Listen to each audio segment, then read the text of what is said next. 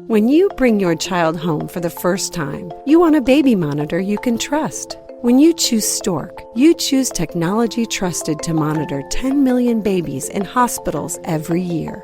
Stork continuously tracks your baby's pulse rate, oxygen saturation, and temperature. Visit MassimoStork.com to learn more. Stork, a revolutionary baby monitor, is born. Stork is not a medical device. Read and understand all product labeling. Massimo data on file. Moms and dads, I bet you can relate to this email. Kirk, my son is just like the kids you described in your podcast. He comes home feeling defeated after school, feeling like he isn't smart. But I got him Crunch Labs and he loves it. Building the new toy and watching Mark Rober makes him feel smart. And then he explains, talking a million miles a minute, like our kids do, all the cool science facts he's learned. It's like I get my real kid back when he's building his Crunch Labs toy. And that is exactly why I was so psyched when my niece first told me how her son loves Crunch Lab. Confession, this is the one sponsor I wanted more than any other because it's such a perfect fit for our kids. So go to crunchlabs.com/calm and you'll see why. Crunch Labs is a STEM monthly subscription build box for kids. Your kids get a really fun toy in the mail every month. And what kid doesn't love that? And then they put it together by watching a step-by-step video from former NASA engineer Mark Rober, where he teaches all the cool physics that make the toy work. Mark's passion is helping kids think like engineers. And this helps your kids develop resilience and problem-solving skills while having a ton of fun. Get your kids something they will actually love, use, and look forward to getting all throughout the coming year. Build your child's confidence now. Visit crunchlabs.com/calm and get your kids Crunch Labs today. Okay, so picture this scene. Your child is building with Legos, or maybe creating a TikTok video, or making a paper airplane. But it's not going well, and it doesn't look or work the way that your child had imagined, so he gets extremely upset and begins seething. This is so stupid. I'm stupid. Why can't I do anything right? And you get really uncomfortable. Naturally, right? Of course you would. Why? Well, because you love your child and you don't want to see your child upset. And if we're also being honest, it's because it simply makes you feel helpless.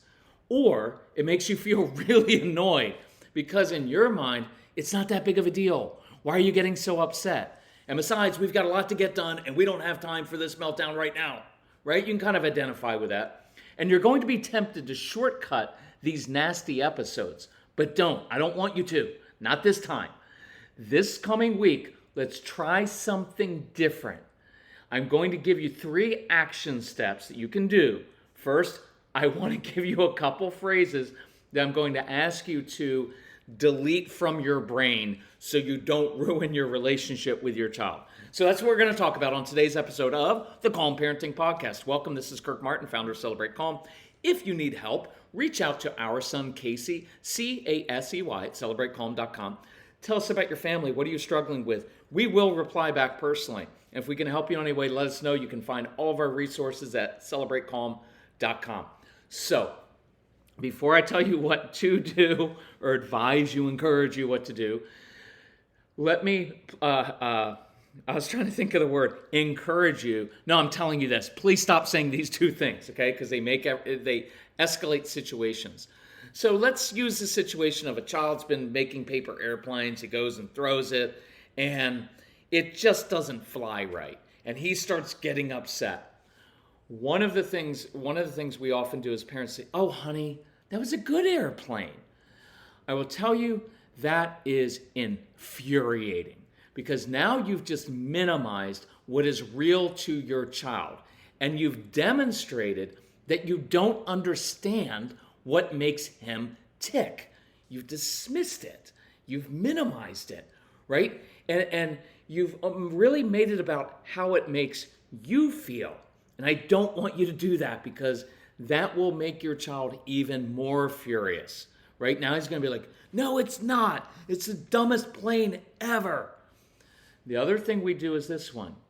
Once we get really frustrated, we'll start to get a kind of an aggravated or snotty tone. "You know what? I don't understand why you have to get so upset about this. Ugh. And the real meaning of that is there must be something wrong with you because otherwise you wouldn't be acting like this, right? This also it's a very demeaning, we don't mean it to be, it's out of our frustration, but it's a very demeaning thing to say, right? Of like, if you were normal, this wouldn't bother you.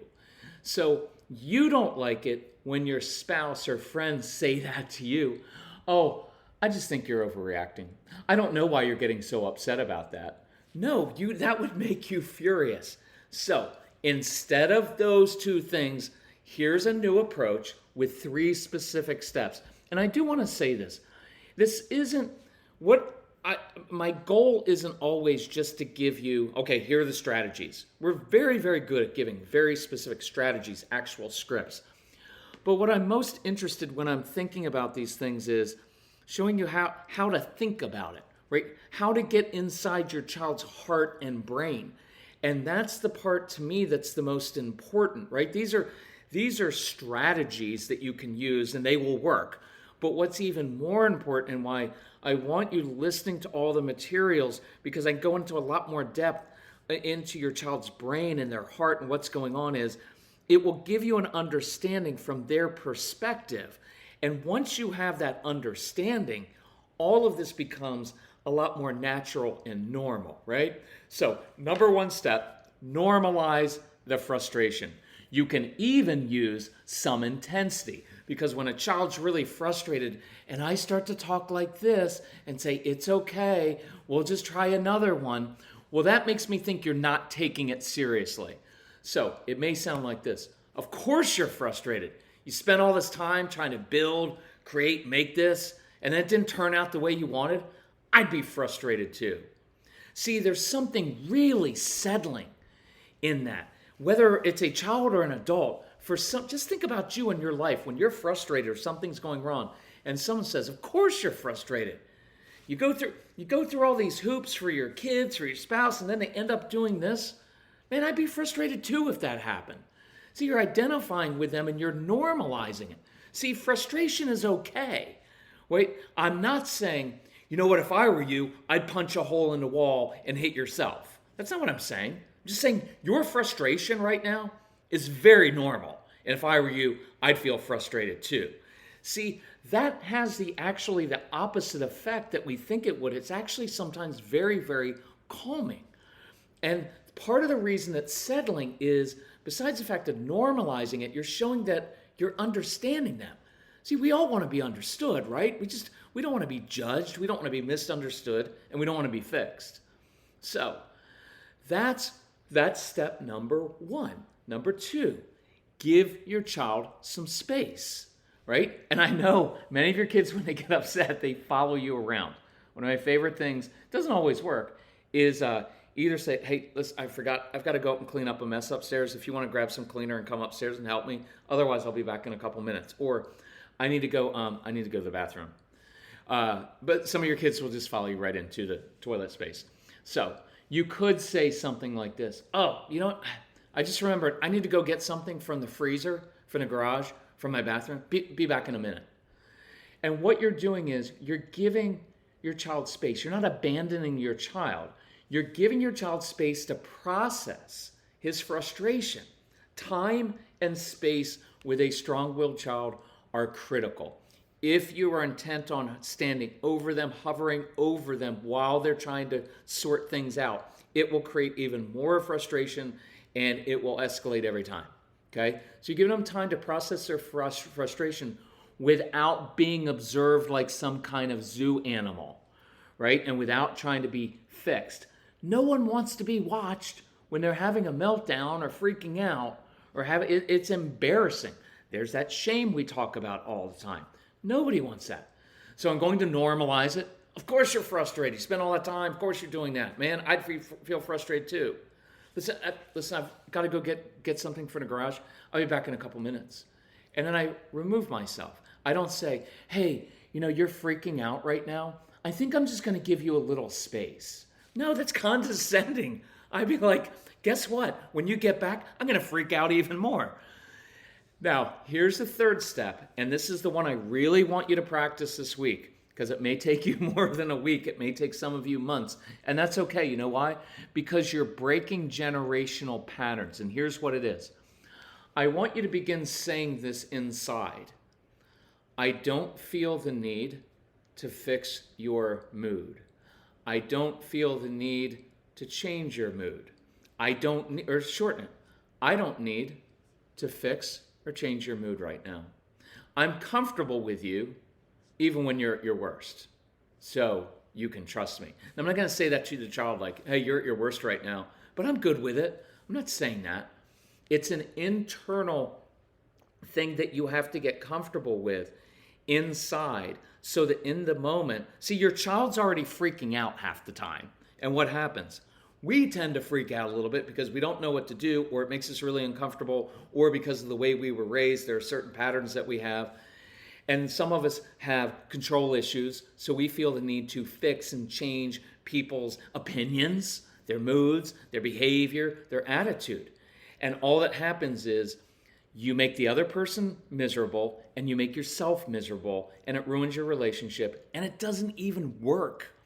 So begin to be able to sit and say, I don't have to fix my teenager's attitude right now, right? It doesn't mean if they come and talk to you disrespectfully that then you are obligated to get up and go do nice things for them. No, you need to demonstrate self-respect.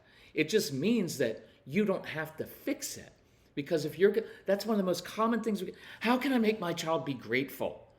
I don't know. Why don't you walk around and badger them about it all day long? That's not going to work. You model being grateful and don't get freaked out by those things all the time.